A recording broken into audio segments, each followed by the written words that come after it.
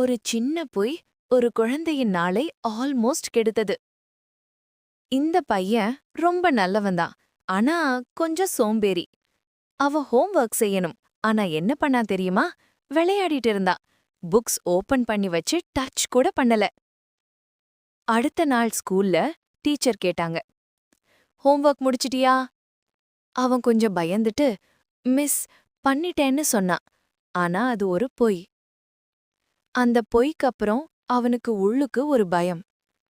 Teacher கேக்குறாங்கன்னா என்ன பண்ணுவேன்? அடுத்த நாள் சடனா டெஸ்ட். கொஸ்டின் பேப்பர் பார்த்தவுடன் அவனுக்கு ஒன்றும் தெரியல. அவன் தலைய கீழ குனிஞ்சு அந்த ஒரு பொய்ய நினைச்சான். ஒரு சின்ன பொய் அவன பெரிய பிரச்சனையில போட்டுச்சு. அந்த நாளிலிருந்து அவன் ஒரு முடிவெடுத்தான். எப்போதும் உண்மைதான் பேசணும். நீங்களும் நினைவில் வையுங்கள், சின்ன பொய் பெரிய பிரச்சனை. இன்னும் இப்படிப்பட்ட கதைகள் வேண்டும்னா ஃபாலோ பண்ணுங்க.